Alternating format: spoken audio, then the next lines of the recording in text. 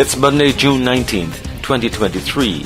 I'm David Ellis with the Ellis Report on Capital Media HD 99.3. School security remains a big concern in Barbados following the assault against a student at the Frederick Smith Secondary School last week by a man who walked onto the compound. The Barbados Union of Teachers says it has been concerned about security issues for a while now, and it wants to see a national policy on the matter. In Jamaica, a 51-year-old Mason has been accused of raping a 6-year-old girl. As a result, the Center for the Investigation of Sexual Offences and Child Abuse there is advising parents to keep an eye on workmen in their homes. In Guyana, the Child Care and Protective Agency is urging the police to probe allegations by a 16-year-old girl that she was sexually assaulted by the country's local government minister. President Irfan Ali has announced that the minister has been asked to go on leave to facilitate an investigation into the allegation. Jamaica is reporting a 13% decline in murders so far this year. The latest statistics from the Jamaica Constabulary Force, JCF, shows that 597 Jamaicans were murdered up to Friday, June 16.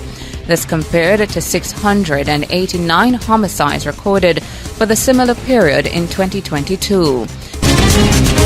At the moment, it's a tropical wave, but the National Hurricane Center expects the system it is monitoring to develop into a tropical depression in a day or two. It is currently projected to pass to the north of Barbados later in the week. Several Caribbean leaders, including the Prime Minister of Barbados, are speaking today at the 30th annual meeting of the African Export-Import Bank in Ghana. President of Ghana, Nana Akufo-Addo, this morning asked this question. What would have happened to the continent and to our brothers and sisters in the Caribbean after the outbreak of COVID-19, when most of us could not access either personal protective equipment or vaccines in a new and amazing world of vaccine nationalism?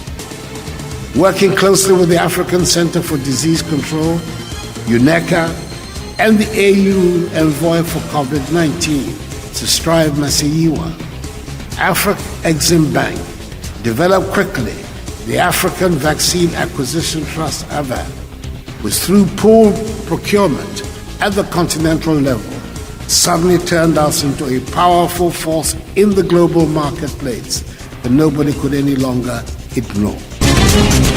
The world is watching the outcome of 2 days of talks in China by the U.S. Secretary of State Anthony Blinken. Among the issues the U.S. said Blinken wants to raise in a meeting like this include restarting high-level military communications between the two countries. The U.S. also wants China to control the export of fentanyl-related chemicals from China. And also the two countries want to maintain peace in Taiwan, this island China claims as its own, but which does have close ties to the U.S. The forecast for Barbados, mostly sunny, with a few brief isolated showers. I'm David Ellis with the Ellis Report on Capital Media HD 99.3.